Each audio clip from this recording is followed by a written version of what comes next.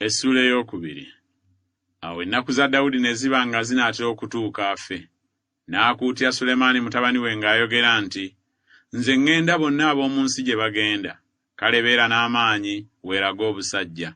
Era okwatanga Mukama Katonda wo bye yakukuutira, okutambuliranga mu makubo ge, okukwatanga amateeka ge n'ebiragiro bye, n'ebyo bye yategeeza, ng'ebyo bwe biri ebyawandiikibwa mu mateeka ga Musa. Olyoke olabe ng'omukisa mu byonna by'okola, na buli gy'onookyukiranga.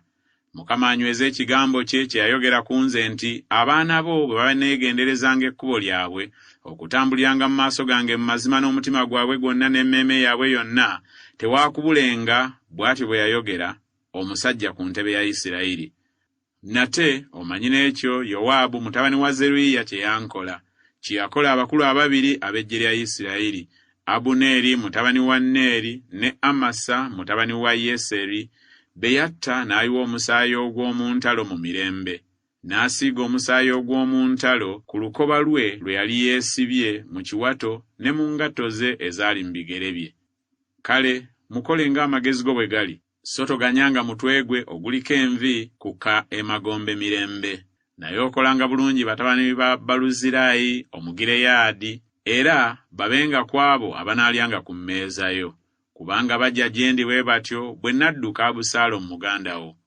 Era laba, waliwo naawe Simeeyi mutabani wa Geera Omubenyamini ow'e Bakulimu, eyankolimira ekikolimo ekizibu ku lunaku lwe nagendera e Makanayimu.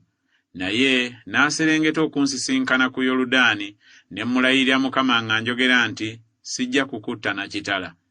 Kale nno, tomuyitanga ataliiko musango, kubanga oli musajja w'amagezi, era olimanya ebikugwanira okumukola, n'omutwe gwe oguliko envi oligussa emagombe n'omusaayi. Awo Dawudi ne yeebakira wamu ne bajjajjaabe, ne bamuziika mu kibuga kya Dawudi. N'ennaku Dawudi ze yafugira Isirayiri zaali emyaka 40. Yafugira emyaka 7 e Kebbulooni, n'afugira emyaka 33 e Yerusaalemi. Awo Sulemaani n'atuula ku ntebe ya Dawudi kitaawe, obwakabaka bwe ne bunywezebwa nnyo. Awo Adoniya mutabani wa Kaggisi n'ajja eri Basuseba nnyina Sulemaani, n'ayogera nti, ojja mirembe? N'ayogera nti, mirembe. Nate n'ayogera nti, ndiko kye njagala okukubuulira. N'ayogera nti, mbuulira. N'ayogera nti, omanyi ng'obwakabaka bwali bwange. Isirayiri yenna ne bakaliriza amaaso gaabwe ku nze mbulye.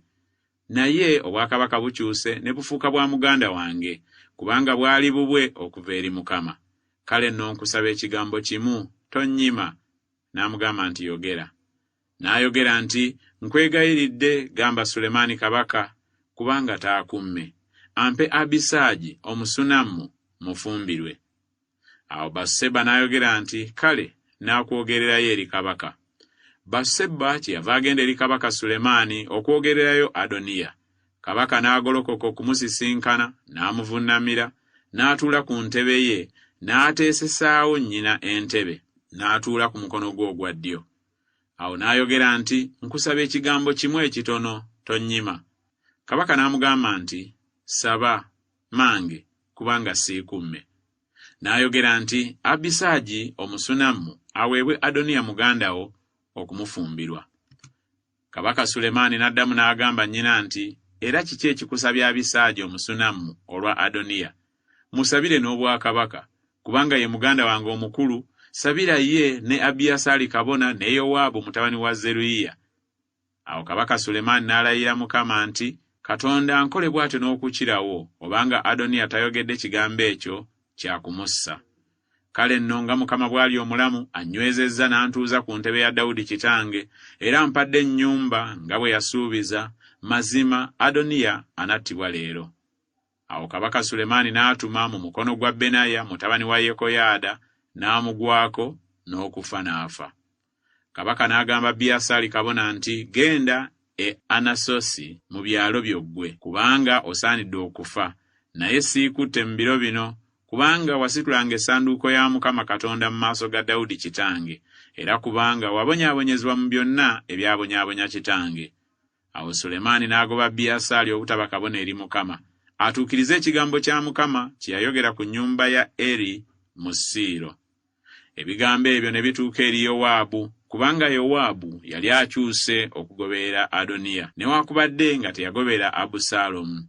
Yowaabu n'addukira mu weema ya Mukama n'akwata ku mayembe g'ekyoto. Ne babuulira kabaka Sulemaani nti Yowaabu addukidde mu weema ya Mukama, era laba ali ku kyoto. Awo Sulemaani n'atuma Benaya mutabani wa Yekoyaada ng'ayogera nti, genda omugweko. Benaya n'atuuka ku weema ya Mukama n'amugamba nti, kabaka bw'ayogera bw'ati nti, fuluma. N'ayogera nti, nedda, naye n'afiira wano. Benaya n'addiza kabaka ebigambo ng'ayogera nti, bw'atyo bw'ayogedde Yowaabu, era bwanzizeemu bw'atyo. Awo kabaka n'amugamba nti, kola nga bw'ayogedde, omugweko, omuziike, oggyewo omusaayi Yowaabu gwe yayiwa awatali nsonga, ku nze ne ku nnyumba ya kitange. Era Mukama alizza omusaayi gwe ku mutwe gwe ye, kubanga yagwa ku basajja babiri abaamusinga obutuukirivu n'obulungi, n'abatta n'ekitala. Kitange Dawudi n'atakimanya, Abuneeri mutabani wa Neeri omukulu w'eggye lya Isirayiri, ne Amasa mutabani wa Yeseri omukulu w'eggye lya Yuda. Bwe gutyo omusaayi gwabwe gulidda ku mutwe gwa Yowaabu ne ku mutwe gw'ezzadde lye ennaku zonna.